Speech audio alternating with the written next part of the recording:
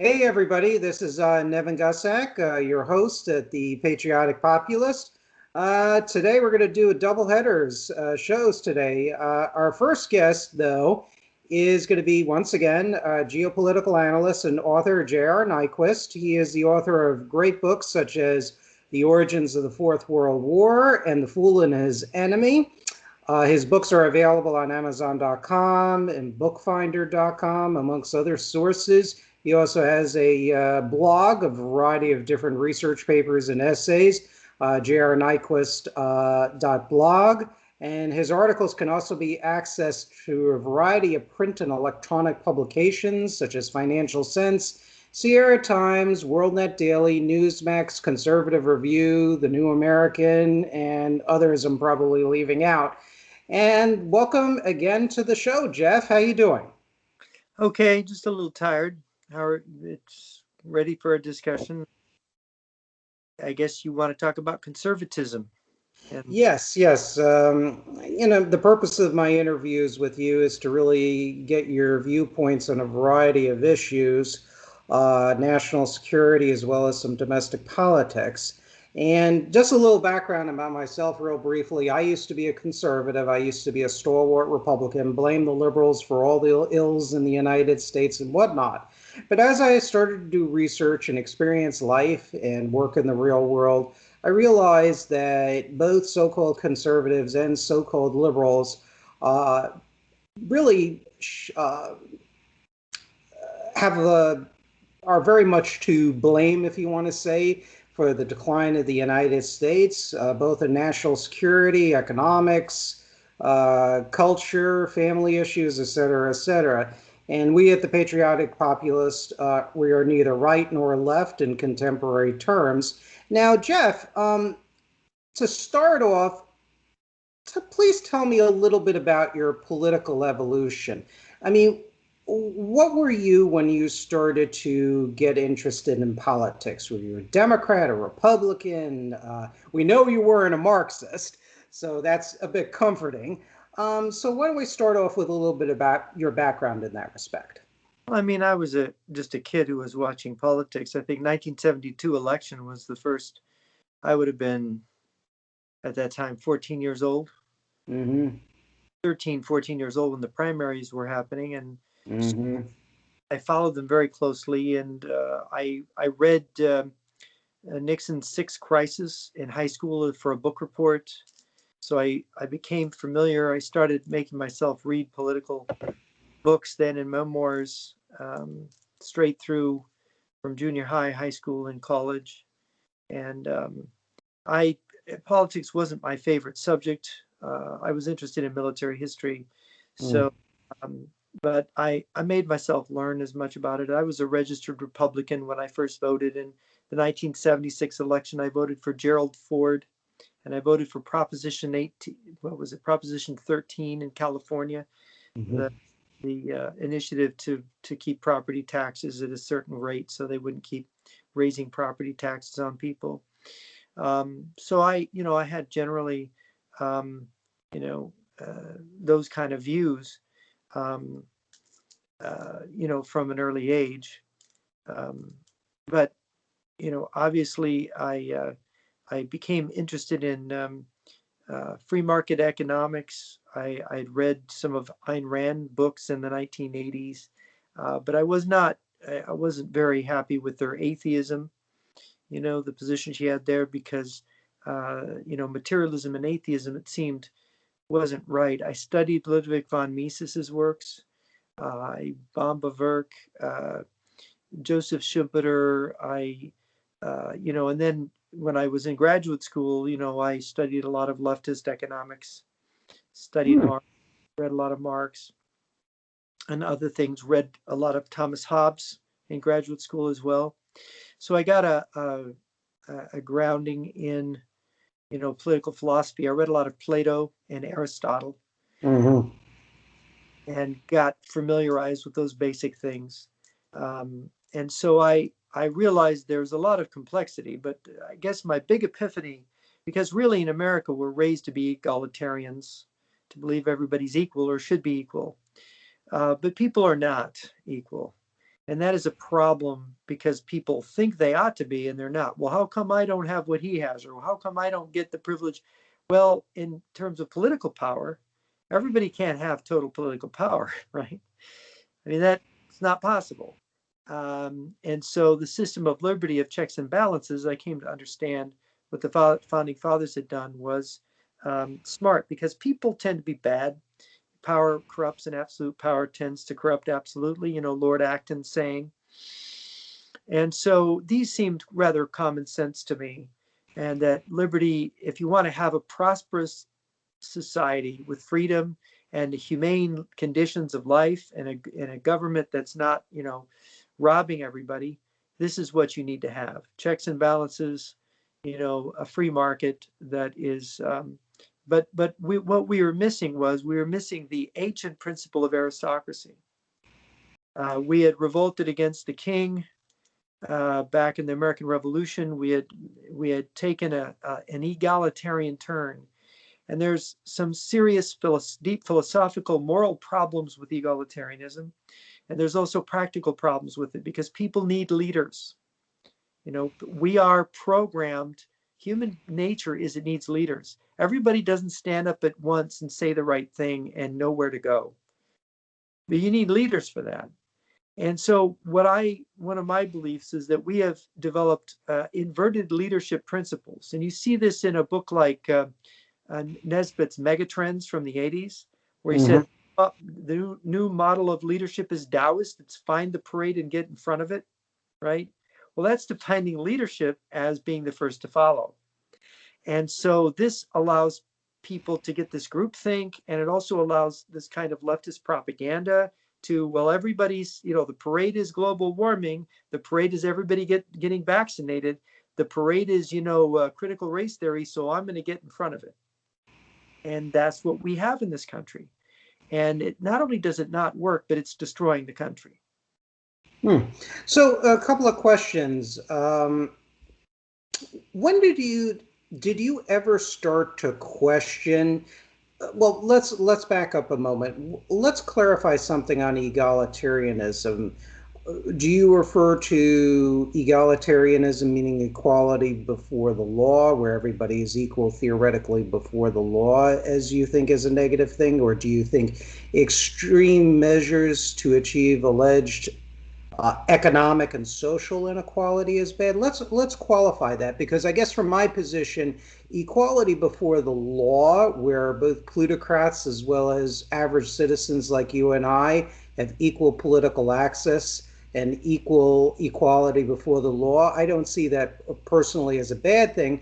However, I do see the notions of a complete social leveling between the classes as highly negative. I mean, we've seen that pan out in a variety of socialist dictatorships, and it never ends up ever anybody being equal necessarily. Everybody's equal in poverty or substandard living conditions, and also, of course, you have a top elite which lives in the lap of luxury based on wealth stolen from the people, as you would see in socialist dictatorship. So could you clarify the egalitarianism that you find is problematic? Anytime you put an equal sign between two people or two things, unless those things are exactly equal, you're making a mistake. You're not calculating correctly. You're not even being honest with yourself about what those things are. And this is where it gets complicated. Look, there has never been equality before the law in this country. Hate to say that, but it's never been. It isn't now. For example, in family courts, men and women are not equal. They don't have equal rights in the courts, and they didn't before. And I don't know when you achieve it, but you see, then you ask the question, well, given the different roles of mother and father, given the male and female differences, don't these need to be taken into account? The fact that they aren't, men and women aren't the same, because equal means the same, and people aren't the same. And saying they're not equal doesn't mean that one is better than the other. It just means they're not the same. And it's very important for us to make distinctions. This is what we've done. We've got this, we're erasing so many distinctions. We're about to erase the male-female distinction. We're about to say, oh yeah, sex is just an arbitrary social convention. No, it's biological. It's real, right? And because the position of the woman in the family is really different than the position of a man. And the condition of a woman that's pregnant is different than the condition of a man. He can't be pregnant. All these things have to be taken into account. Mother, father, these are different roles. And the thing is that this revolt against traditional folkways, the family, the attempt to eradicate the family, radical egalitarianism is right at the root of it. Mm-hmm. People have not been adequately thoughtful about this. This is where conservatives are right. But of course, conservatives are egalitarians now. There's nothing, my big gripe against conservatism is hey guys, there's nothing left to conserve. They've leveled everything now. What are you conserving? Well, I would submit, as you even pointed out in your book, I think you said it so well, and this kind of changed my views more towards populism and statism and nationalism, and civic nationalism, of course. Of course, you wrote in your book, Origins of the Fourth World War, and this is very eye-opening, and I quoted it in my book, the new right-wing morality is selfishness. The bourgeoisie no longer finds it necessary to see things in religious terms. Now it can be utterly forthright. It can sing an ode to greed and cut its irksome ties to self-restraint and Victorian prudishness. And I think that's so correct, because one of the things that alienated me from, quote, conservatism and the Republican Party is their hypocritical anti-socialism. On the one hand, they claim that they're against socialism and the tide of socialism and creeping communism in the United States. And they'll even say that the United States is more communist than communist China. But yet at the same time, and they'll vote against, efforts to, let's just say, go back to a pre-Reagan form of capitalism, which is what I support, as opposed to market fundamentalism, which we support on the program. We don't support market fundamentalism nor Marxism. But on the other hand, they will support, as you very well remember, Jeff, and had some negative experience with this, which we could talk about, they're the first ones to support or I should say, oppose any efforts to prevent dumping of goods produced by slave labor by communist China or communist Vietnam. Many of the libertarians, followers of Murray Rothbard and the von Mises Institute and others, they were the first ones to support trade with the Soviet Union. Murray Rothbard was a bit infamous for that.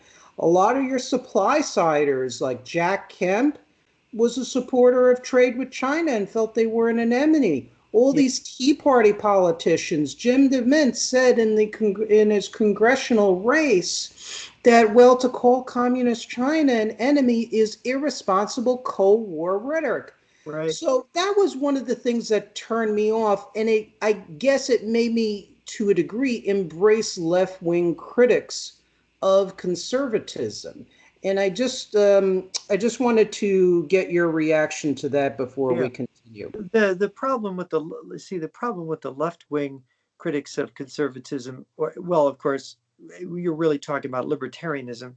The problem with the left wing critics of anything is that they're criticizing it from the point of view of a kind of more purist egalitarianism that they've embraced.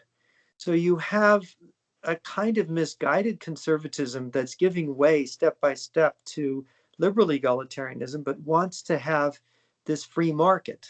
So they're willing to accept egalitarian things in the family or in folkways, but they just want to have their freedom to buy and sell. This is totally destructive and going in both directions, both from the liberal and the right-wing positions. You see, the problem of society is to have proper order.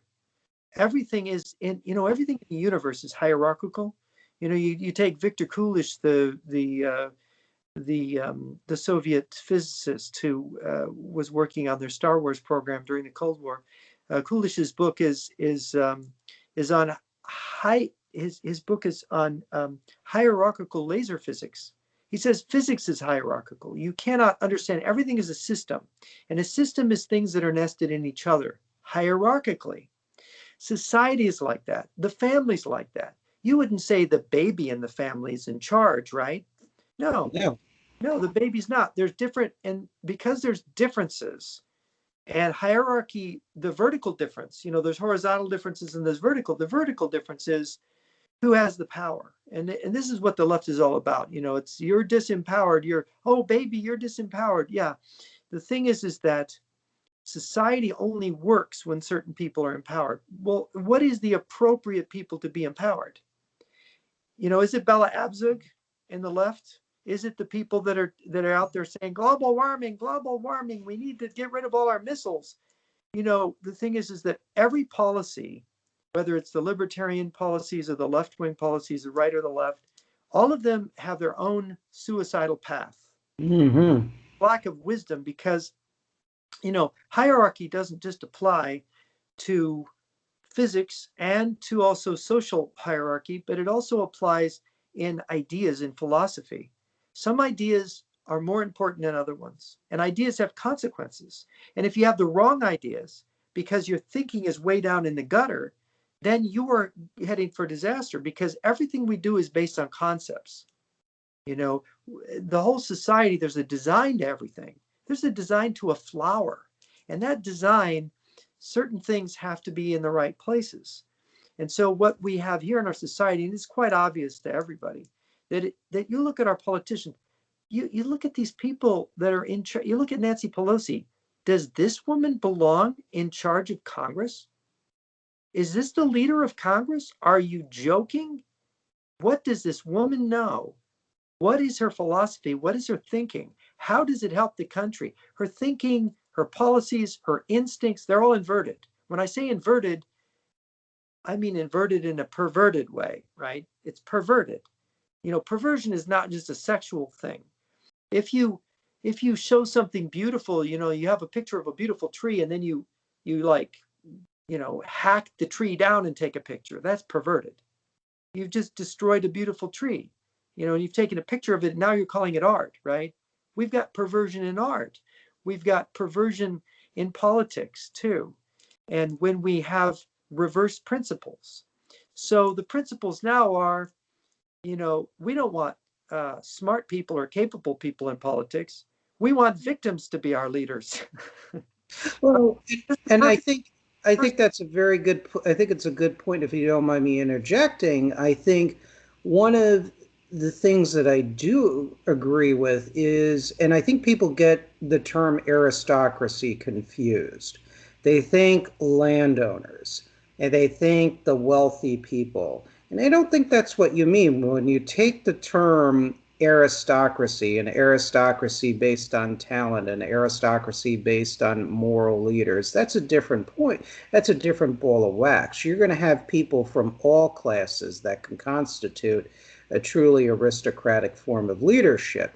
And truth be told, for speaking for myself, I am for a sort of combination between aristocratic leadership that is at the same time respected by the people and will govern when appropriate in the people's interest. And most importantly, a government, in my view, at least, that can handle or help ameliorate the problems in the United States is one that understands, that comprehends the importance of balancing interests.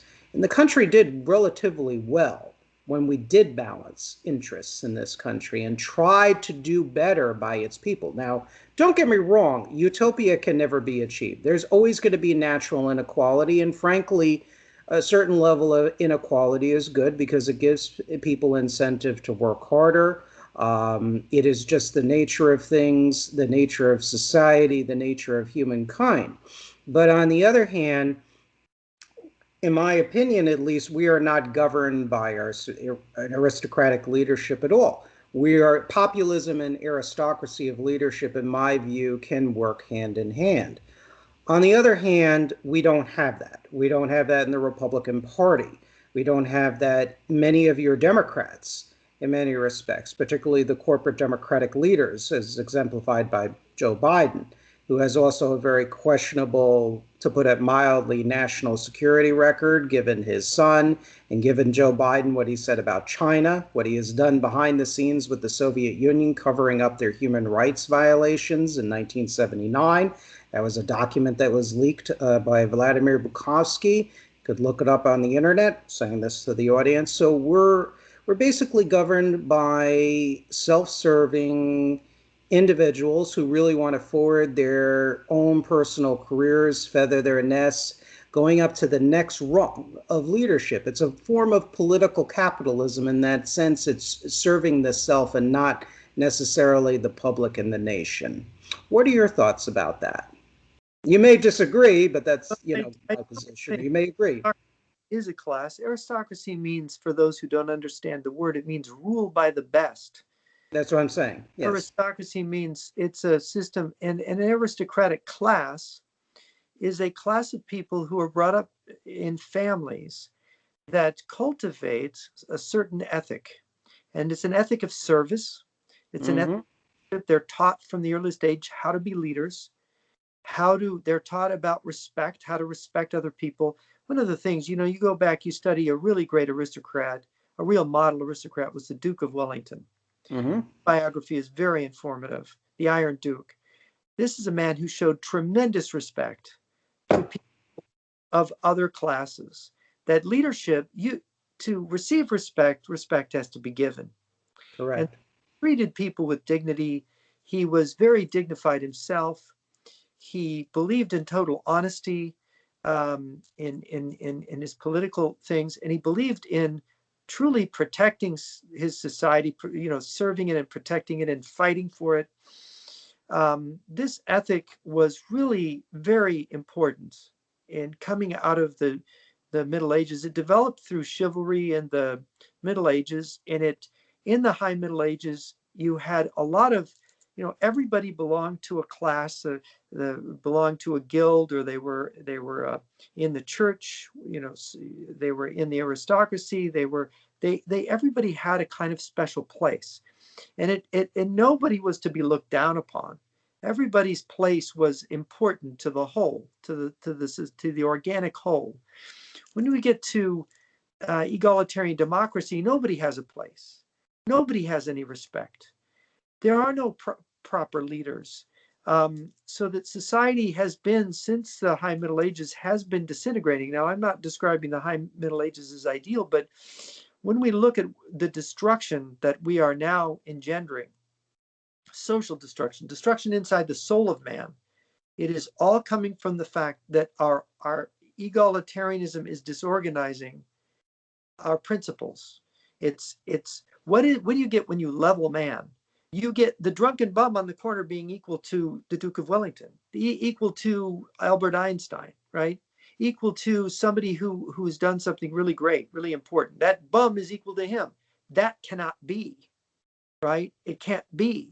And so you have to have moral, if all men are created equal, then all deeds are equal, because men all don't do good deeds. And if all deeds are equal, then there is no morality at all. You see, you've disorganized your moral conceptions, which Or is you can compare the Duke of Wellington versus Mitch McConnell. He's not a drunken bun, and he's a very wealthy man. But in our view on this program, I'm sure you share this view partially. He is a deeply flawed character, a very undesirable character. see, this is where you get what we have is well, the Marxists call it the dictatorship of the bourgeoisie. That's kind of a propagandistic Marxist term, but we have rule by the bourgeoisie, because what we did is we said aristocracy, that's awful, we don't want it. So Hmm. the ideal system, this is what you find this in Thomas Aquinas, you find this in Polybius, for example, and Aristotle talks about it. You have the system of checks and balances. How do you have a system of checks and balances? You have to have differentiations between groups in order to have that system. So like in the British system, the mixed monarchy of Britain, you have Parliament, right, which consists of two houses. One is a House of Commons, where just anybody can get elected. And then you have the House of Lords that represents the aristocracy. And then you have the king. And guess what? They all three of them have a veto on each other. So the Commons can check the king or can check the aristocracy if they get a majority against him. The aristocracy can check the Commons. And so this is really, the Romans had their veto. They had the tribunes with their veto. And they had the special powers of the Senate. And the Senate was a body not elected. Well, they were elected in a way. They were all the former elected officials who had climbed the rungs of the ladder, so that you had the consular bench where all the former consuls of Rome sat, on the front bench. And then after that, you had the praetors, and then you had the other officials coming after that had all one election in the past. So you had this body of people who had served the country. So it was not an elected body, it was an aristocratic body. And yes, in Rome, a plebeian could get elected consul. At different times they disallowed it, but the people tended to pick the aristocrats because they had the ethic of service.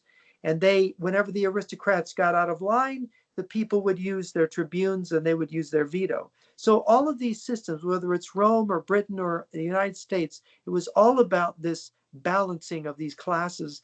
But what you got out of it was you got your best leaders were able to rise, and you were able to get this system where you were able to, people of a high value, people with high principles could actually emerge. This present system, where you have no classes, everybody's middle class or bourgeois or even lower class, they get elected if they're lower class, and I mean that in a spiritual sense. They're a Democrat, and they're wanting to they're wanting to rob the rich. They want to be Robin Hood, and they want to level everything. And they want critical race theory. They think that white people should pay reparations because 160 years ago there was slavery in the country, in part of the country, not even in the whole country. So you have these things going on, and then you have the Republicans. They're bourgeois, and of course, when you're raised in a family, it's like you got to get a good job, and you get a law degree, become a doctor or a lawyer, and make money. Right? Yeah, So heard the that before. thing is that what's the value there? It's you want to make money, right? You want to be prosperous. That's the number one value. See, with aristocracy in Rome, in Britain, was based on landed property. They had the property. They had wealth from the people who farmed on the property, the renters. And so they had the time to cultivate, to be educated, to go to parliament, to participate, to be leaders, to cultivate their class. They had that leisure time, and they had this strict aristocratic ethic about how they were to use that time. Now, there were aristocrat kids that went off and drank and they were bad, but you're going into the army, son. They had a certain standard. And there were aristocratic families that fell out of the aristocracy, and there were new families that would come in and be knighted and whatever, be ennobled. But what you have here now today is that who is cultivating of our leaders noble principles, noble ideals of action? Where is somebody cultivating a kind of code of conduct that the Duke of Wellington had? Who can trust anybody in this environment? I mean, and then their judgment. It's like, is he for trade with China because he really believes the Cold War is over, or are the people that are getting him elected telling him to say that because they won't support him for Congress if he doesn't say that we need to trade with China? See? Well, see, one of the things that I find with the breakdown of our checks and balances is, and some of the founding fathers like Thomas Jefferson and Martin Van Buren, one of our earlier presidents, had realized is power of organized money. Now, on this show, we don't have a problem with rich people just because they have more things than the other person. No. But one of the issues we have is that they tend to be very isolated from individuals. You can get journalists and observers who grew up in and were raised in the private schools and rub shoulders with them. You have conservatives like I think he was a former conservative congressman, Mike Lofgren, all the way to Chris Hedges, Matt Taibbi, and others, where they talk about much of the super rich as being living in a state of an archipelago almost from the rest of the people, isolated, where all they think about is making money and they don't take national considerations into view. It's corporate sociopathy. And what has happened is our system of alleged checks and balances is broken down. It's been overwhelmed by plutocratic oligarchs who often are globalists. They tend to be very much at odds with the needs of the greater mass of the people. This is our more populist position, a healthy populism, that is. We must stress that. And that lust for profit at all costs, as well as their ideological commitment to globalism, has allowed them to exploit notions of checks and balances against, quote, big government to basically insinuate themselves in power. And I got to tell you, I shudder when we have conservative justices in the Supreme Court because they believe that money equals speech, including Brett Kavanaugh and others in the Federalist Society. And when you look at groups like organizations like the Federalist Society, you have even woke liberal corporations giving money to them. These companies are not ideological. They'll support anything, whether BLM and gravediggers of capitalism and proponents of totalitarian socialism, even if they can make a quick buck. You know, Saul Alinsky, the American Lenin, that's what Saul Alinsky. Read Rules for Radicals. That is a thoroughly plagiarized Lenin document. And he said essentially that let me see if I can find the quote because it's very important. This is something Glenn Beck doesn't talk about.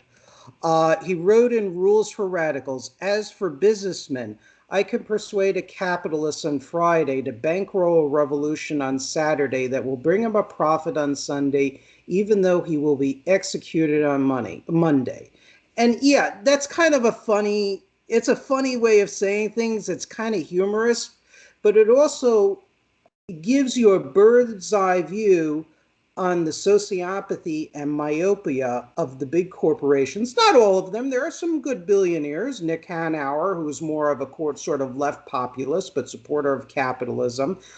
He's really good on the issues. And then you have others that are not so good.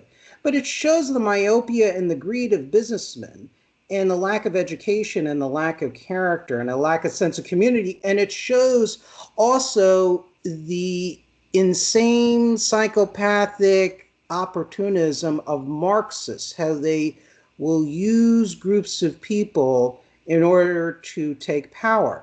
I mean, I was telling somebody today, my girlfriend, we were talking politics, and really all Marxism Leninism is a theory of power. That's all it is. It's not a real economic system because it's a basket case. Right. It's all about power. So when I read things like this, when I read, let's look at Thomas Frank, if you've ever heard of him. He was the author of What's the Matter with Kansas?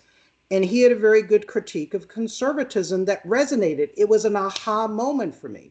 And he wrote that since conservatism viewed capitalism as, quote, carrying within the spark of the divine, the, quote, interests of business are central in defining, while every other aspect or strategy of the movement is mutable and disposable. Patriotism is a virtue under all circumstances until the time comes to declare the nation state a relic of the protectionist past. Even communism itself becomes perfectly acceptable when, as in Red China, it mutates into a way of enforcing market discipline. The needs of business stand like a rock. All else is convenience, opportunism, a bit of bourgeois generated by some focus group session and forgotten the instant it is no longer convincing. Fundamentally amoral, capitalism is loyal to no people, no region, no heroes really, once they have exhausted their usefulness, not even to the nation whose flag they pretend to worship. And of course, that reminds me of what Russell Kirk, the famous 20th century conservative philosopher and author, recommended. He said, we really need genuinely educated trade union leaders and genuinely educated businessmen. That's one of the things that I think of. And it also led me to conclude that aha moment, leftists who are not communists who are saying this, I'm like, oh my God, this makes perfect sense. It's not a grand conspiracy merely. This is real world characteristics of elites and masses in interplay. So what are your thoughts about that, Jeff? Well, yeah, I mean, you've said a lot of things there. Look, the the the problem that we have is that none of these people are educated properly. You've got this even the elite schools. um, the business class, look, to succeed at business in the way people make money now, it's so all absorbing. If you meet a businessman, you usually you don't find very many that are very well read or very well educated. There are a few. And that the problem is that they don't have the spare time to become proficient. I think it was Teddy Roosevelt more than 100 years ago who complained. He said, all these businessmen, they're monomaniacs. All they want to do Mm-hmm. is talk about their business. That's all they know, Yes. and that's a real problem. Um, and they can't do that. Oh, or, No, we're getting you back here. We could hear you. um, so the problem is that and the same thing with the people in the working class. They're so busy working. So this is where you need an aristocratic class as a guiding class. Now you the reason that you have to have checks and balances on aristocratic class is that they can get drunk with power and they can be corrupted by power just like anybody. But you need people, and you're going to have occasionally people from the other classes that have spent the time, that have devoted themselves to, because the word patriot is you're a father of your country, right? Like a father over his children. He's looking out for what the best is. That's what a patriot is, and the ideal aristocrat is this patriot who is looking out for the other classes. He is the class that looks out for everybody else and says, oh, we better not let this happen because we're all going to suffer. This is our enemy over here. One of the main things that an aristocrat knows is he knows these are the enemies. And he also knows how to fight honorably and how to make peace. And all of these, if you look at all of the thinking that went into it, our classic literature, our classic philosophy, uh, the humanities, the education was for this kind of person. It was for this elevated kind of person who had this not just clarity, but he had humanity, and he had clemency. He could forgive people. He could rise to an occasion. He could be gracious to friend and foe. Um, the cultivation of these virtues is really important to Western civilization. They're important in Japanese civilization to some extent. Every civilization that's attained anything great has had some kind of aristocratic values that Mm-hmm. that have that's they call noble. Why do they call it noble? Because it's uplifting, it's good. It's profoundly good. And that's why aristocracy means rule of the good, how to keep them good, how they don't get corrupted. The problem with aristocracy, why it gets a bad name, is in some countries, in some periods of history, they have become corrupt. And just like the bourgeoisie today, you look at the corruption in America today, you look at a country like Mexico, how corrupt it is. Mm. There was a total breakdown of Mexico over the last century. And the thing is the problem is that we are headed in that same direction. And you have to have moral values. You have to have spiritual values. You have to have this hierarchy of thought that gives you, okay, this is noble and this is not, right? So if you have Mm-hmm. noble actions and you have non-noble or ignoble actions, that's a really important distinctions to make. So Mm-hmm. that Mitch McConnell, whose wife is Chinese, married to these wealthy Chinese, isn't that like not really very noble? To have a guy like that making decisions for us with a wife like that who wants to be in government and then to get her appointed to things. I mean, maybe she's an okay person, but it just has a bad look to it, right? Well, and I'm not sure if she's an okay person either, to tell you the truth. Anybody who's in bed with communist dictatorships like that, where she's related to the high level Chinese leaders and they conduct business, she axed under President Trump, and President Trump seemed to accept this. She axed efforts to rebuild our shipbuilding industry as Secretary of Transportation, which is interesting. Yeah, But, I digress. she should have been out right then. She Trump should have never been appointed. fired just for if I'd been president and she'd even proposed it. Okay, you're the fact that you're related to those people in China, now I see it's influencing your decisions. You're gone. You're not really an American. You're gone, right? That's the way you have to. And the thing is that look, it's so mixed up now. It's like, oh, you're prejudiced because she's Chinese. No, I'm not. What do you mean I'm prejudiced?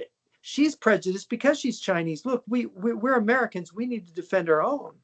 We need to protect our own country. We can't have somebody from a foreign country come into a government position and sabotage our policy, which is what we allow to happen all the time. And our own, and by the way, native born Americans who are getting shellacked under the table by these businessmen who, I need to make a deal in Beijing. You gotta pass this legislation.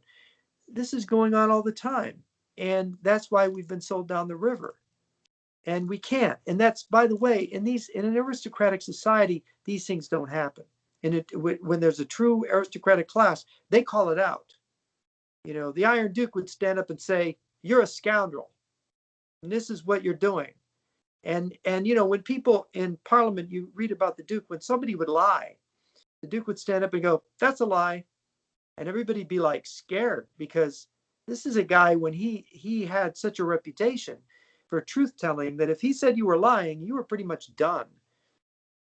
Who, before we go on to your run-ins or your experiences, because you've had some experiences with big corporate oligarchs at times, some negative experiences, as well as negative experiences with alleged conservatives.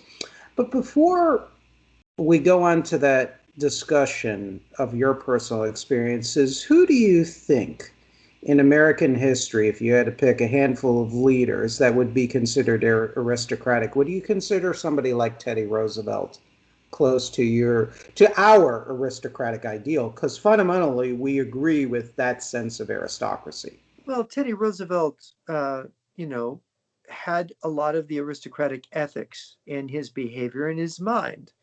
Now, he was a little bit of a publicity hound, and he was a little bit of he was sort of a modern type. So he was not pure in that regard. I mean, the aristocratic concept, you go to Churchill. By the time you get to Teddy Roosevelt and Churchill, it's been somewhat, attenuated, the whole ethic. But yeah, I mean, he's basically that.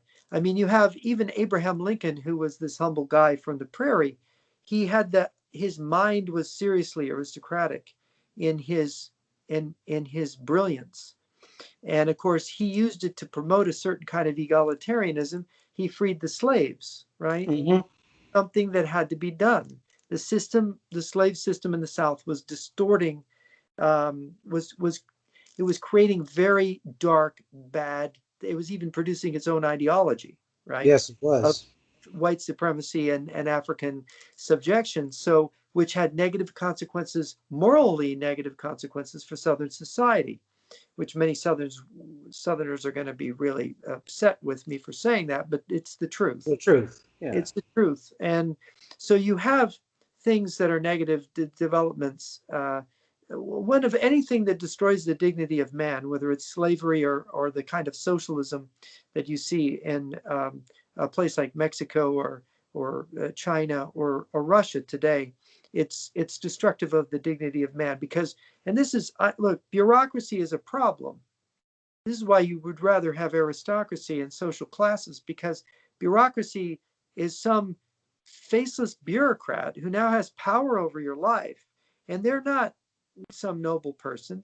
They're not educated. In fact, there may be corruption in that bureaucracy. But as Nietzsche said, the state is the coldest of all cold monsters. This is going to educate your children. This is going to take care of you in your old age. Hey, how's the VA working out for you so far, right?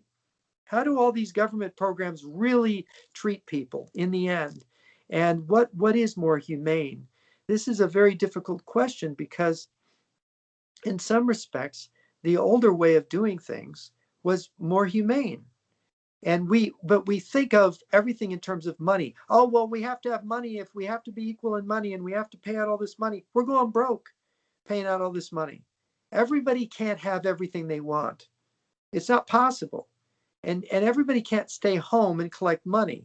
It's going to crash the whole economy. And so the thing is that you get a pandemic, well, everybody's not going to live, you know? Well, and, what's interesting is that, I think from our position, we have to do the best we can to ameliorate conditions in this country. But I also say, at the same token, name a country that doesn't have social classes. I'll give you 1 minute. You can't name any. You're No, never going to get rid of social classes. the problem is It's that inevitable. we almost don't. I mean, we don't regard anybody in this country as belonging to a class. It's totally informal that, oh, he's lower class and he's not. You know, we basically have two classes, the middle class and everybody else. I mean, basically that's what we have in this country. Um, you know, but we also have our bureaucracy, and we have these systems that we are relying on, the family courts, which are completely unconstitutional, and the welfare system. And the more people become dependent on that and think that that is what should be guiding them, and the more that they get these leaders like Kamala Harris, my gosh, Kamala Harris is a leader? She's not, she can't. Well, she's an opportunist. I mean, she started out on the far left, but yet Wall Street, the Wall Street oligarchs, and I discuss it in part two, volume two of my book, absolutely loved her candidacy. She was the one when she was, as you remember, Attorney General, I believe, in California, or one of the Yeah. federal or state attorneys. She swept Stephen Mnuchin's businesses practice with One West right under the rug. So she's like another Joe Biden. She'll use leftist principles to gain power and when it's politically expedient, but in the end, she's an opportunist. You know, I would look. I think we have to be careful about just saying that because, look, Marxism is a strategy for taking power, and so when they get their people in power, the idea that they won't help the capitalists, they'll help the capitalists, like your earlier quote from Saul Alinsky. They'll help the capitalists to the guillotine, right? Because true. it's okay, they're gonna sell us the rope. No, they're gonna actually loan us the money so we can buy the rope to hang them. They Mm-hmm. want to hang the wealthy class. And Karl Marx's genius, this is what I said in The Origins of the Fourth World War. Karl Marx's genius was that he recognized that as the old aristocracy was dying, which Karl Marx, by the way, revered the old aristocracy, he recognized that the bourgeoisie was not a proper ruling class. They don't have the qualifications. They have the wrong mentality, the wrong social mentality, because their class is to make money and they're focused on that. And so they don't have the thinking of how to govern. They don't understand politics. They don't understand what an enemy really is, or how to read an enemy. So Karl Marx realized that they were the perfect mark. And if he could rally the lower classes against them, he could become a dictator. He could set up his own red aristocracy. Yeah. And that was his insight. His insight was the bourgeoisie was weak and could be overthrown. When you read Stalin's Foundations of Leninism, for example, Stalin says, "Look, the really rich people in society are easy to swindle and to intimidate and to take things away because they're very few, and the very few are very vulnerable to the many. You know, what is theirs? They're afraid. I've got all this money. They're going to take it away from me. Are they going to go after me? So they're willing to cut a deal all the time. But it's the vast middle class of small proprietors, Stalin wrote this, that are in the way of the revolution because they can intimidate those other people. And businessmen, they're soft. People, I hear these people talk about, they're rich, they're going to kill us all. There's this horrible, rich people are soft. Rich people have an easy life. They're not murderers. The murderers are those like people like Stalin, who are rough characters, who are bank robbers, right? Who are people who have these real sociopathy, and those people, those violent people, they'll kill all the businessmen in a heartbeat. Where regime do you see businessmen going around lining people against the wall and shooting them in the head? You don't. You see the other way around, though. You see these anti-business, whether it's Nazi or communist regimes, socialist regimes coming to power, and they're lining the businessmen up and shooting them in the head, right? So you're going to be our businessman. You go out there, and if it's like Miles Guo said in one of his interviews. He said, look, he said, he said, if you're a Chinese billionaire, you're either going to end up dead or in jail. It's just a matter of time. And that's Well, yeah, because they're creatures of the state, and this is something that a lot of conservatives don't realize. yeah. I look at elements, many elements with the billionaires. When you look at how Walmart treats its workers, you look at Amazon.com, Jeff Bezos, all collaborators with communism in China, by the way, and they praise the system. They treat their workers like cattle. When you look at how Paul Singer, as we talked about on one show, shut down, I forget the name of the company in Sydney, Nebraska, even Tucker Carlson covered that, and that destroys lives of people, their only livelihood of hardworking people. There is an evil behind that too. But where we at the patriotic populist studiously avoid, where we agree with the left with their criticisms, whatever their motivations is, we have to be, and I say this to the audience in general, please be very careful to not embrace totalitarians of forms of socialism as a solution. Jeff has met defectors from the communist leadership, intelligence services, military. I'm seeing somebody from a communist country. I've met other people from communist countries. It is not the way to go. And for my project here, which I'm very thankful you're kind of cooperating or granting these interviews, it's my hope at least to present an alternative point of view, because our program is not to quote kill the billionaires, because ultimately that's what communists will do. They will kill the billionaires. Can you hear me, Jeff? Yeah, I can hear you. I keep getting, sorry, I keep getting Okay, these. that's fine. We'll continue the thing. That's what they want to do. It's like, and what you have is a society where creativity is stifled, the human personality is stifled. You're basically working as slave labor to the state. If you don't do their volunteer work, you're tagged as a counter revolutionary. You have massive militarism. You have, in the name of leveling all classes, you have an even worse inequality. On the other hand, when we look at bureaucrats, and I work for local government, I think you have a mixture like anything else. You have librarians and teachers in the public institutions that deeply care, and you have others that don't. On top of that, you also have private big corporations, because of the triumph of the shareholder value. Everything else is about shareholder rather than balanced stakeholder capitalism, pre-Reagan capitalism. Many of these private corporations, when you look at the personalities involved, the values involved, even the triumph of Ayn Rand's principles. Take a look at Eddie Lampert, for example, a Randian who is a CEO of, oh gosh, I forget that. Is it Sears? Or you look at Al Dunlop, Chainsaw Al of Sunbeam. These are very faceless monsters or faceless organizations that just view people as just commodities rather than human beings with lives.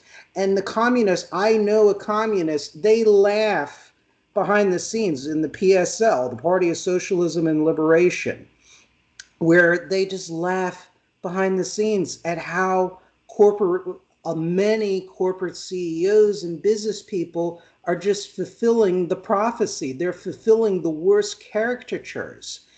And to me, that's not a good thing, because the system, as Karl Marx says, it's eating itself up. Marx mentioned that the bourgeoisie contains its own gravediggers. Well, And you have somebody like Jacob Burkhardt. Jacob Burkhardt had a very interesting way to explain this, and this might make it easy for everybody. He said that civilization consists of three elements that must be properly balanced: the church, the state, and the culture. Now, the bourgeoisie are the representation of the culture. They're the ones that produce the goods, to make the cultural things. The middle class usually is the one that produces those things. The state, which used to be the thing that the aristocrats were in charge of, the state defends society, and the church spiritualizes society. teaches the people the spiritual values. It teaches people about the higher things. So you need all three of these things. You need the church, you need the state, you need the culture. And he said, if they become out of balance, if you get the church becomes all powerful and tyrannizes and captures the state and captures the culture, you have you basically have a religious despotism. You have a theocracy, right? Like you have in Iran. Okay. Mm-hmm. And then if you have, if the state becomes all powerful and it crushes down the culture and the businessmen and it crushes down the church, then you have despotism, right? You have totalitarianism, like you had in the Soviet Union and you had in Nazi Germany, and the state becomes. But then you see the real problem. He said, and he pointed to America. What if the culture becomes so dominant that the state and the church itself becomes colonized by the culture? What if the businessmen take over the state and take over the church, and that now it's the Jesus business, right? And now the business of government is business, so that it's all about the economy, right? Stupid. That's what they used to say. The problem, the defensive function of the state is taken away because the state begins to serve the economy, and it begins to pay people. It begins to take care of people like it's an adjunct to business. Mm-hmm. That's what you've got in the country. And then you've got the state in, like I said, in the church. So, and he said, what happens to this culture? And he talks about the ancient Phoenicians. And Mm-hmm. he said that is a disaster because you're going to be invaded and taken over. Mm. The defensive function of the state is now been short-circuited by the bourgeoisie. This is what the Marxists licked their chops at. They look at the bourgeoisie, they understood. They looked at the bourgeoisie and said, oh, they can't defend. That's one thing they cannot do. They don't comprehend defense. They only Mm. making money. Oh, how can I make this into an opportunity? Okay, here's your money opportunity, Mr. Bourgeois. Oh, by the way, can we have that missile technology? Oh, how about that computer technology? Oh, and then suddenly they got better missiles and better everything, and they're dictating to us. And our generals are like General Milley, uh, Mark Milley saying a couple of weeks ago, saying we're headed for war against both Russia and China, and they're together, and we've got to find a way to make peace with them, right? It's like, well, General Milley, we may not have a choice because they have us over a barrel. Why would they make peace if they've got an advantage? They're going to push their advantage, General Milley, because they got it, because our bourgeoisie gave it to them. Mm-hmm. And the general's trying to sound the alarm. Where's the businessman saying, there's Kyle Bass saying they're building a 10,000 foot, China's building a 10,000-foot runway in Texas. They got this Chinese general got a 200 square mile area of Texas. That's an invasion site. Hello. Yeah. So there's one businessman sounding the alarm, but we've got a real problem because everything's inverted and we don't have a state that defends. And let me interject. Kyle Bass, the businessman, I'm glad you brought that up. I'm glad you brought about General Milley because I was very disappointed to read that. And for those of you who want more information, Jeff Nyquist lays it out in his latest essay on Jerry Nyquist's blog, Invasion USA, I believe it's called. So do read that. And this is why we don't believe in class struggle over here in the Patriotic Populist, because there are patriotic businessmen who do have resources who can help, our cause, at least over here at the Patriotic Populist, potentially. When you're building a political alliance, from our point of view, it should be multi-class and multiracial, because we are all in the same boat together. We all go up or we all go down. The ship is either sink or swim or float.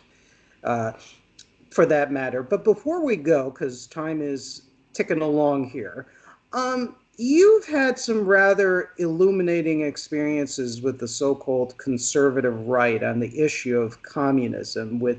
You mentioned on, I believe, the last show, the political counselor to a prominent American billionaire. You were also denounced by conservative radio hosts as far back as what?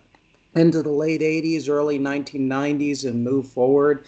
They really did not want to hear what you had to say. Could you tell us some of your experiences, if you're comfortable, with the conservative right on the issue of the Cold War and economics. Did you ever become disillusioned with free market fundamentalism, that sometimes free markets is not the perfect self-correcting system? So I'd like you to elaborate on all that, if you don't mind, Well, please. not a perfect self-correcting system. Look, the free market, you have to have a free market. You have to have a market, and it has to be intelligently free. You can't allow a foreign country like China to come in to your market, to come in and start, playing games by lowering its currency and destroying your own vital interests. I think that when we go back to Abraham Lincoln and Alexander Hamilton, you had a much more intelligent Mm-hmm. trade policy and ideas of how these things worked. Uh, and if you this free trade, when you get to, if you study von Mises, you have to be very careful, because von Mises's theories are, he's reasoning and he's building a theoretical structure with ideal types. Mm-hmm. Read the fine print. Guess what? Von Mises will tell you ideal types do not exist in reality. All the types in reality are more mixed. So that means you have to actually be smart enough to plug that into that theory to understand what it means in real life. It almost validates his theories. It's like, why bother writing a theory? Well, Almost. it's just like math. You know that 2 plus 2 is 4. Okay, then that means I've got 4 birds in my forest out here. Well, no, because my 2 is wrong. I have 3 woodpeckers. We do. We have 3 woodpeckers, not 2. So, you just have to have your numbers are right. And the thing is that if you don't know what your numbers are, your formula is going to be off. So, and with this free trade thing, look, free trade works if everybody's playing fairly.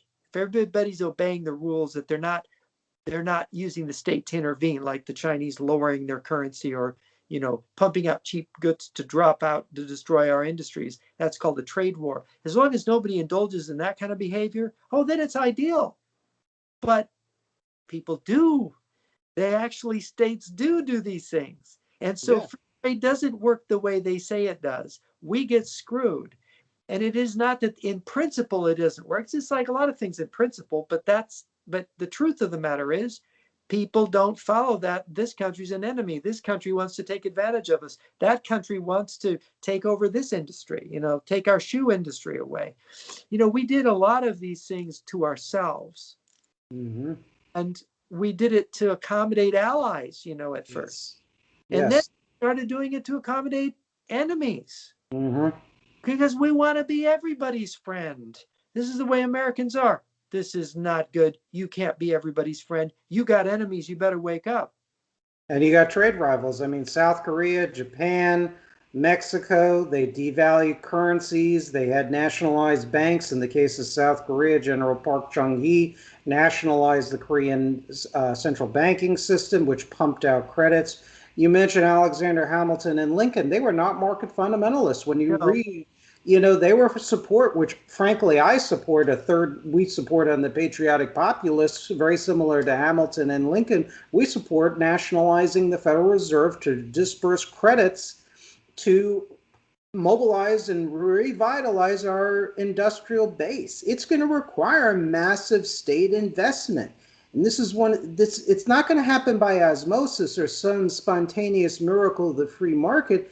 This is going to take, yes, I agree with you, an aristocratic leadership that has an understanding of history and appreciation as being a protector class, as you pointed out. But this is an emergency we're in, and we need to take emergency measures. It's but one we have to of the, be very careful with the state being the investor. I think this may be not advisable. What you want is, you want to have the market, you want to have a crash, because deflation is what heals the economy. It's inflation that does the damage. It's deflation that does the healing. People don't understand that. So you're going to have pain. And this is what a president should do. When an economy collapses, he should say, all right, I'm just going to make sure everybody eats, and everybody is not going to freeze to death in the winter. And we're going to get back to work, but I'm going to let the market get us back to work. But in the meantime, the state's going to make sure that nobody dies from this. That's what the state should do. The state should be in a time of emergency to support the nation against, but you cannot intervene in the economy, take over investment, or do anything because the state's not competent. It doesn't know where to put money.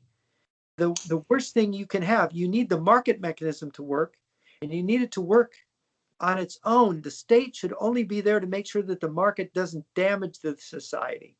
But Well, I this would too much intervention, the state will damage the economy and will take a temporary depression and turn it into a permanent one.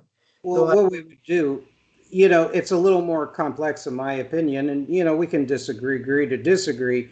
When I say state investing, I'm saying giving out loans and credits to industries, to entrepreneurs that are industries that are either dying or dead. We need a textile industry. We need a steel industry. We need tariffs, which you and I agree with. You need to have that third national bank. It worked in other countries when you had that concerted action, even in this country's history, where you had the development of NASA, the space program, where you have, the development of the internet, which started with the Department of Defense, were in partnership when needed, and often, which I'm okay with the private sector. And then we also have to pass laws which really encourage production and disincentivizes short-term benefit, because a lot of this sort of short-term financial benefit of shareholder-only capitalism, the same advocates for that often are the same advocates for trade with communist countries, for the outsourcing of a vital industry to China. Why should we listen to those people when it comes to domestic economy when they got trade with communist countries wrong? When they said everything was going to be wonderful when we outsource our jobs because we're going to get higher paid jobs. And then those higher paid jobs were taken away thanks to, amongst other things, the H-1B visa program. Those free market fundamentalists are not to be trusted. They have failed us time and time and time again. You can't have people who do not have an aristocratic ethic making your major policies for you, because they will make the policies and say, well, I might as well advantage myself or my own fellow businessmen. And the thing is they don't have the mindset and the discipline and the training of real leaders. They don't have the vision. They can't be statesmen. And this has been the problem with all of our presidents through most of the last 100 years. And so we don't have real statesmen. We have people that are beholden to certain financial interests because that's who supported their election. And so, this is how democracy really resolves into plutocracy. And that's not, I think it was Lord Byron said that plutocracy is the aristocracy of blackguards, right? It's not, it's an exaggeration. I don't want to attack those people, but there's a little bit of truth there. You need aristocracy, and nothing's perfect. Aristocracy is not perfect. Democracy is not perfect, but a mixed system where you have checks and balances, where people can check each other and they can help each other improve their vision and their behavior, and where everybody's trying to do better in the sense of what is really truly good. Mm-hmm. You have to get back to that instead of Agreed. lying. I mean, you watch the Democratic primary before the last election, they were all competing to who could tell the biggest lie about the environment. Our number one enemy is global warming, Nevin. Mm-hmm. It is. Global. It's like, if you believe that, you're an idiot. Go back to watching cartoons, because there's no help for you. And anybody that believes it, there's no help for them. And the other thing is we've got all these idiots on the right who believe in all these conspiracy theories because they don't know anything. So a little conspiracy formula, it's the Jews, Nevin, or it's the Illuminati, or it's the royal family in England, or it's somebody wrote me to say it was the wealthy people in Sweden were behind everything. It's the banksters, right? And it's like, I had somebody lecturing me the other day saying that, sweet, get away from that. Russia and China is a threat stuff. They're nothing. Russia and China are controlled by Wall Street. People believe this, and it's all over the right. There's no unity. They don't see the threat. They can't tell their enemy. They have no leaders. This is what people disintegrate into when they don't have leadership. Well, and there's also not enough people on the so-called right to really explain how capitalists operate. Yes, is there certain conspiratorial behaviors? Yes, and they do a lot of their stuff also out in the open, Right. many elements of the private sector oligarchs. But it doesn't, the criticisms of the right, I was a Berkshire, I had good experiences with them personally. Others, such as yourself, has not. But they opened my eyes to a lot of issues. One being the hypocrisies of the Reaganite right, Reagan's contradictory policies towards hostile totalitarian tyrannies. But they also opened my eyes on how private sector oligarchs traded with Nazi socialist despotisms like Nazi Germany. And yes, Mr. Leftist, Nazi Germany was a heterodox form of socialism. It was not capitalist. Right. Okay, please. Yeah, Hitler put capitalists, he put some big capitalists into concentration camps. Yeah, they forget that. I write about that in my book and whatnot. And he had actually plans to nationalize more industries after the war. I talk about that, as you remember, in volume one of my book, Turning the Page, and why American capitalists and British and French capitalists appeasing Hitler was so foolhardy, because at the end he wanted to bury them or just have them, but control them on basic market functions that I think you and I agree and Herschel agrees, my co-host, is necessary for a healthy economy. But, where the Birchers don't tell the full story is really the motivations behind why private sector oligarchs outsource jobs or advocate trade with communists. And no, they're not innocent, naive people, but on the other hand, there are a lot of complex issues. And when Right. I read They the don't, literature yeah, of the left and the right, they don't have any sociological understanding or any real historical background. So that's why they have to say there's a conspiracy behind communism, and guess what? It's capitalism.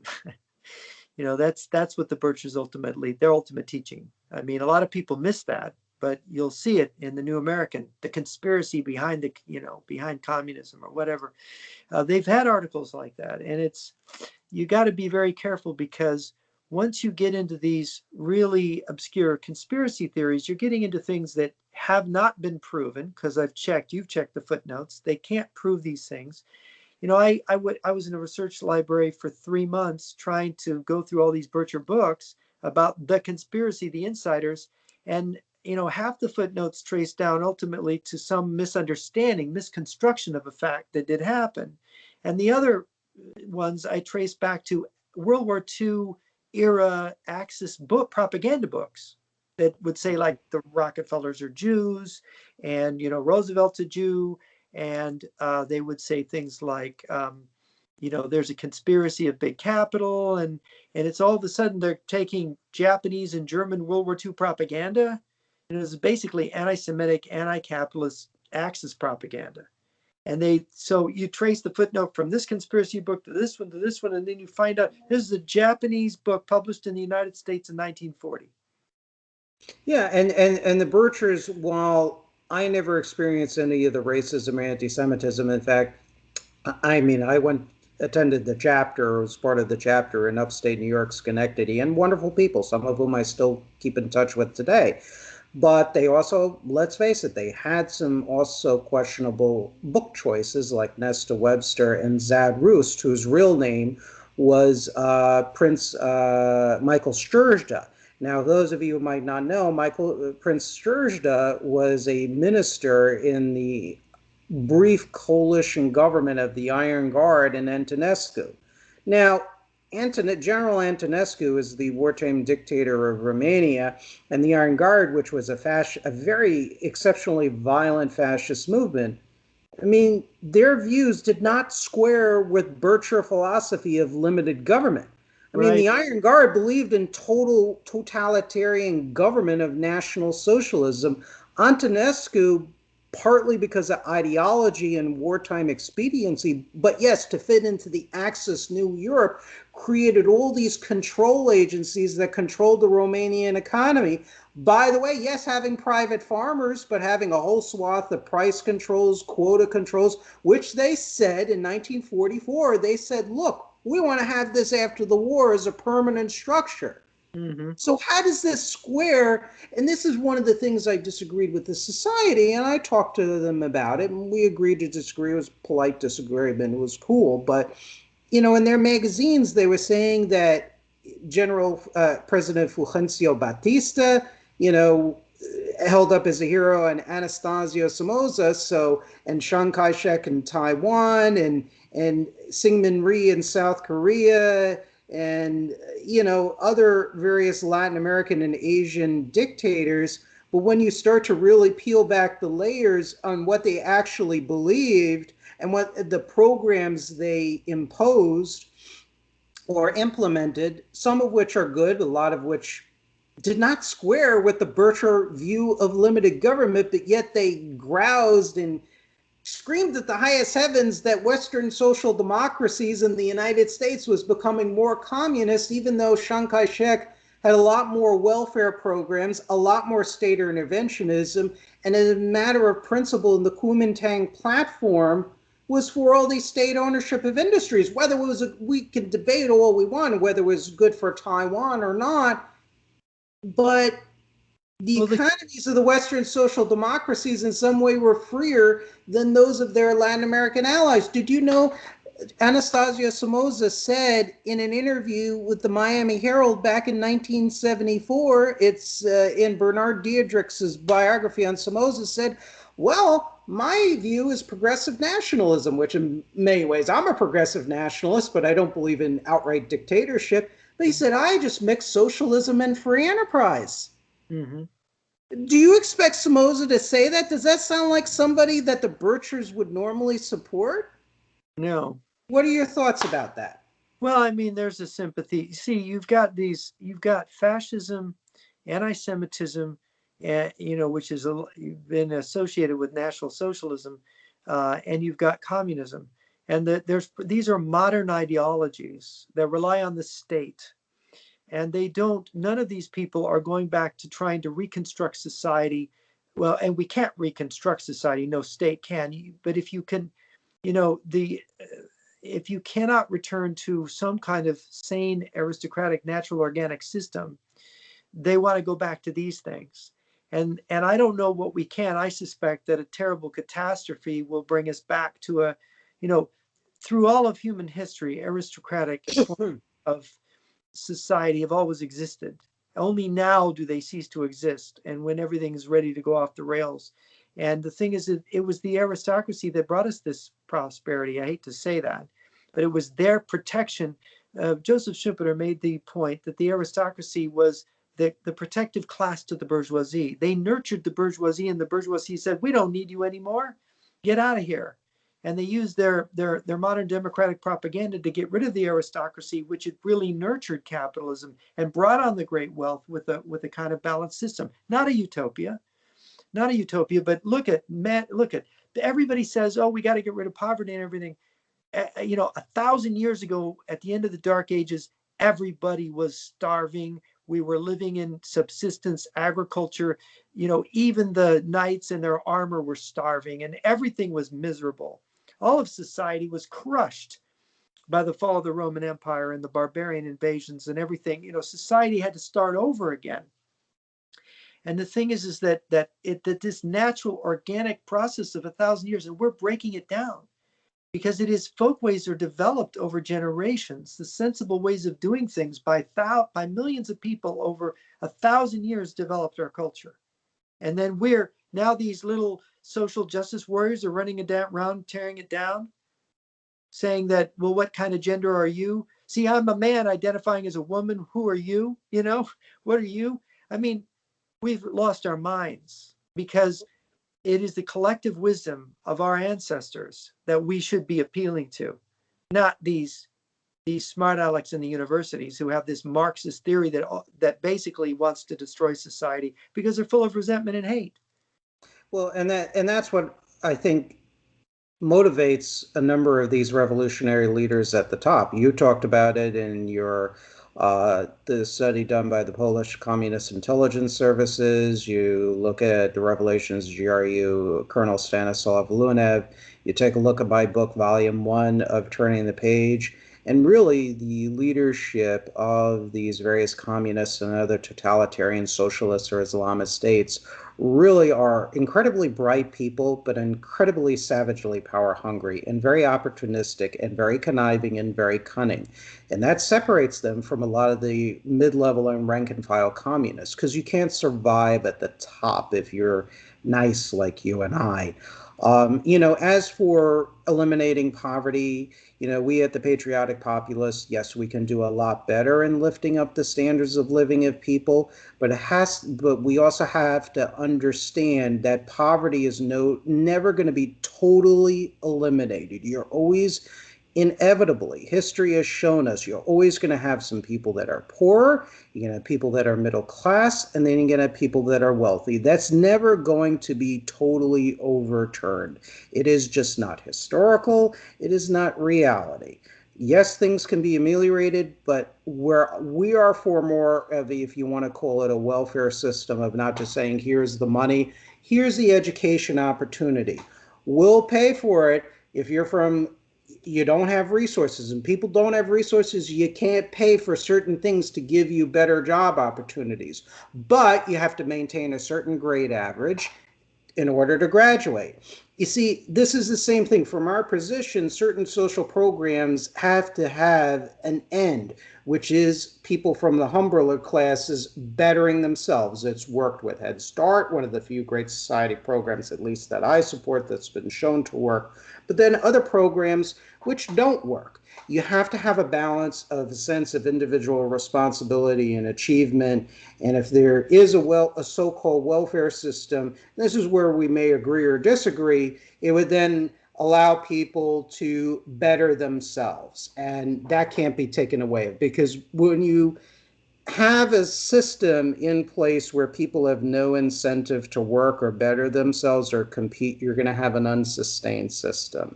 And if you don't believe me, I'm saying this to the audience, talk to people, starting with my girlfriend, and others, that one of the reasons why people groan under socialist despotisms because there's no incentive. You're basically, everybody is paid the same, but yet at the same time, nobody's equal, because the well-connected party, military, and intelligence elites, and the ones connected to foreign investors in communist countries, they have all the wealth and they live off the fat of the land, while everybody is struggling to survive. I remember you quoted von Mises, and he's correct in this. And when I was talking with my girlfriend and she was describing this, we have a lot of political conversations. We talk about a lot of things. And one of the things that reminded when she was telling me about life in Cuba was your quote. It reminded me where you were quoting von Mises. And just because I have vigorous disagreements with von Mises doesn't mean that everything he said is wrong. You have to be nuanced here. And one of the things he was correct on is, so totalitarian forms of socialism produces a Stone Age economy, in which he was telling me what people needed to do to survive: theft and in stores. So, you paid under the table American dollars and they're going to pilfer from the shelves, and people are struggling and waiting on lines and everything. And I go back and I said, it's all about control. It's all about control. Forget all the rhetoric of social equality. Just like the right likes to talk about limited government freedom in the Constitution, and frankly, I shudder because I know most of the right is bought by corporate America. I also shudder at the far left when they talk about anti-militarism, peace, and, certain, quote, social equality and whatnot, social justice, because I shudder too. You and I, even though we might have a lot of agreements and also some disagreements as well, vigorous ones, I think you and I are skeptical of both the right and left, which fits in really well with this show. So I wanted to kind of conclude on that part. And Jeff, what are some concluding remarks that you have? Because I know both of us have to go because we got obligations. Well, skepticism of the right and left are in order. We need both. We need our tribunes of the people when the people's rights are trampled, and but we need also people who are going to represent the interests of people who can actually make things change in society. Everything we have in society, all the great inventions, all the great achievements, are really the achievements of a few people. We have some extraordinarily brilliant people who are responsible. Look at the telephone. Look at all of our Alexander Graham Bell, what he gave us. Look at different things that we've gotten in modern society. So there are these great entrepreneurs, and we need them. And we Hmm. be squashed. We need them to be able to emerge. So you have to have the freedom to do that and to think new thoughts. So we have to create the right balance in our society, and that is a balance between left and right, and it's a balance, um, a check and balance, so that nobody is corrupted by power. So that was what I would say. And I'd like the leftists, because I know you get some far leftists in your blogs, and some of the points they make I agree with on the surface, but they accuse you of all these nasty things, of really underrating the poor and underrating the corruption and the bad behavior of many elements within the super rich. You guys really need to listen to what Jeff is saying, and that's why I am having these extended conversations to really flesh out these concerns. And him and I may agree on many points, disagree on others, particularly on programmatic points. I think we agree on a lot of programmatic points as well. I think it's important to think he's not your sort of run of the mill, hidebound reactionary conservative that just wants to pine back for the Gilded Ages. I think my advice to the leftists on his site, if they're going to listen, of course, is really engage you with some respect and some facts and have some intelligent discussions with him and with Jeff here. And bring up some more statistical points and articles like I have and whatnot. And sometimes, guys, you win flies by honey, not vinegar. Not to compare you with a fly, of course, but you get my point. So once again, I can buzz around a bit. yes, and we appreciate all your buzz on today, intellectual buzz on today's show. And hopefully we'll do another show. Maybe we'll do UFOs next weekend because I guess there's some of that with popular demand. Are asking me, do one on UFOs, do one on UFOs. So let's do one that's entertaining. Yeah, that sounds good to me. This is getting a little too intense. So let's have some fun next weekend and enjoy the rest of your weekend, everybody. Thank you for joining us on today's program. And Jeff, hopefully we'll meet next weekend. All right. Thank you. You're welcome.